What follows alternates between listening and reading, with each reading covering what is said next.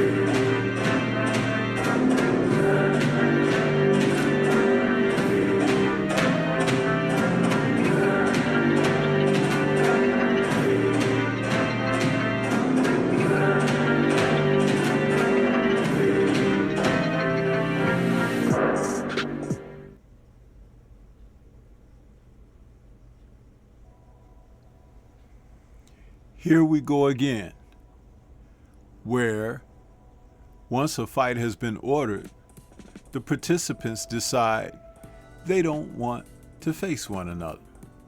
And such is the case now with Sheeraz and Christian Mbilli, two super middleweights that were waiting their opportunity at a shot at the title. But Hamza just recently moved up to the super middleweight division.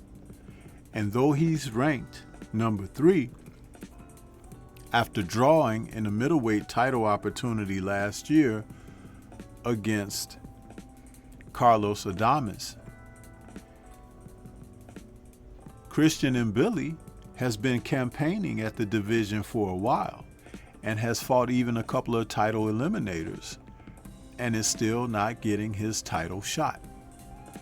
You see, this is something that seemingly is the norm.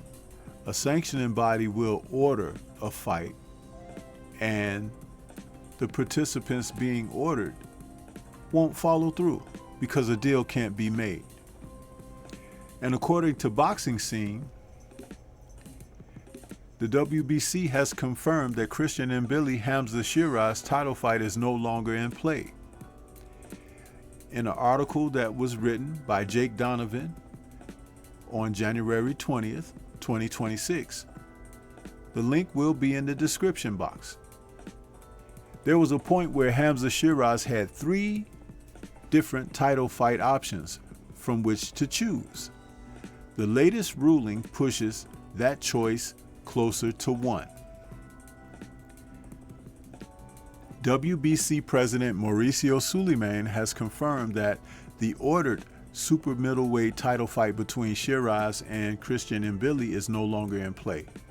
The matter was due to appear before a purse bid hearing due to lack of movement in the negotiation process.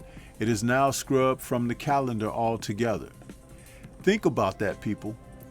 Due to lack of movement in the negotiation process. That means that neither side wants to make the fight. The WBC hereby cancels the ruling of the order Mbilli versus Sheeraz, Suleiman announced on Tuesday. Consequently, the purse bid scheduled for Wednesday is canceled.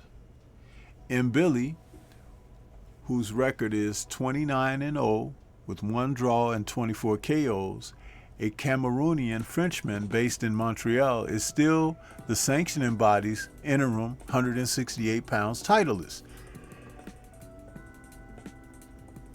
and the first in line for a shot at the full version of the belt. It is believed that the WBC will move forward with a rematch between Mbilli and Guatemala's Lester Martinez, who's 19-0 with 1 draw and 16 KOs. The two fought to a draw in their terrific 10-round action fight last September 13th at Allegiant Stadium, home to the NFL's Las Vegas Raiders.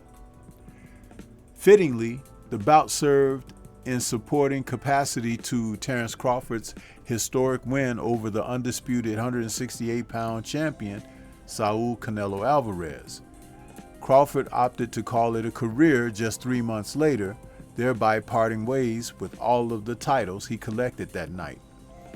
The WBC belt was already up for grabs prior to Crawford's decision. The sanctioning body confirmed during its annual convention late last November that the unbeaten 5-division champ was relieved of his reign for failure to honor the sanctioning fee agreement. At the time, it was decided that Mbilli and Sheeraz would be the first in line to fill the void, with Martinez on deck to face the winner. Sheeraz was also called upon by the WBO to next face Diego Pacheco, who's 25-0 with 18 KOs for its vacant 168 pounds title. A third avenue was provided to face the Osleys Iglesias, who's 14-0 with 13 KOs for the IBF belt. The latter option was immediately dismissed as Sheeraz's team declined the IBF invitation to enter negotiations with the Cuban knockout artist.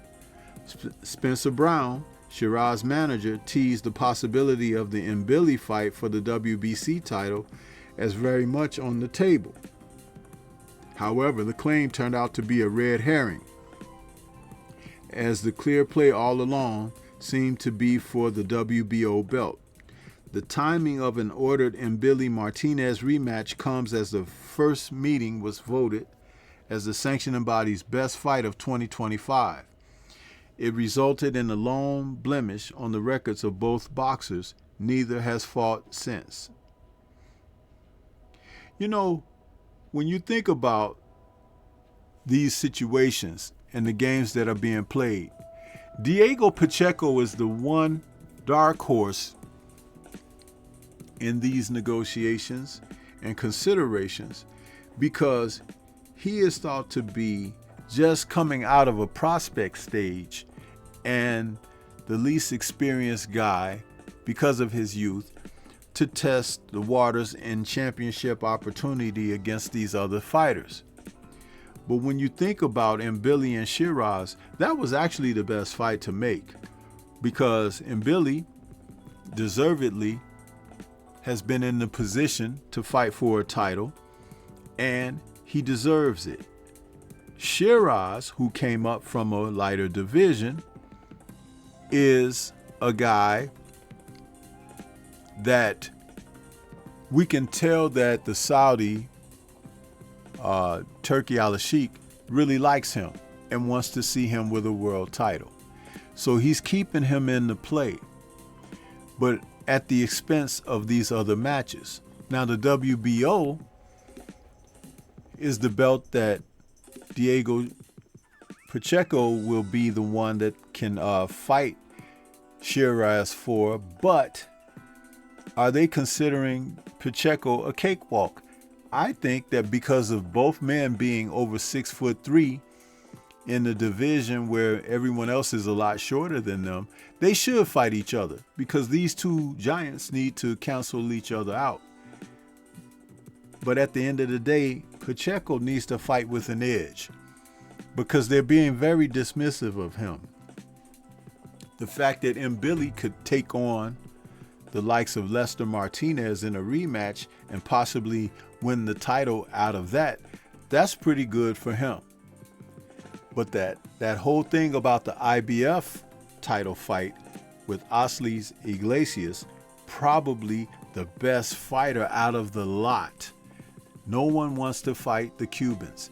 And it is something that I have spoken about before, that there is discrimination against the Cuban fighters in boxing, and it needs to cease.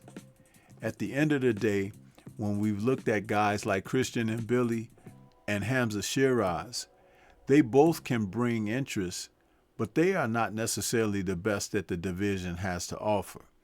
Mbilli is the most action-considered guy in the division because of his fighting technique, the way he bores in after his opponents. He's a blood and guts, take one to give one type fighter, which can be very crowd-pleasing. Sheeraz is more of a calculated guy, but he can be very deadly with his punches, and he has shown to be a bit stronger since he moved up from the middleweight division to super middleweight. His destruction of Edgar Berlanga did us all a favor with the sport of boxing, and we like to see him continue to progress. But we just don't know how good he is, because though he said he hurt his hand against Carlos Adames, he did not look that good in that fight. And I thought it was one of the fights where Adames looked the best he had in his whole career.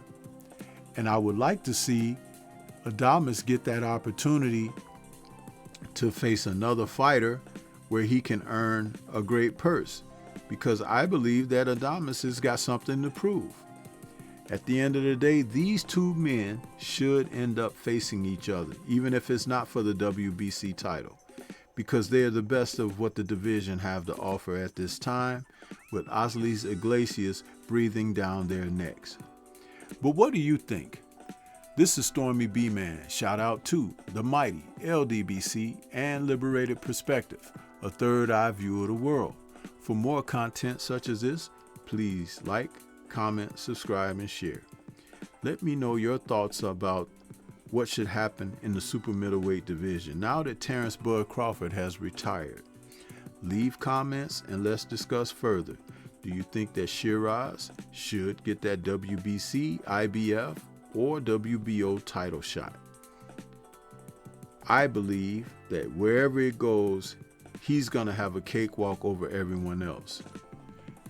Peace to everyone out there, and everyone please remain safe.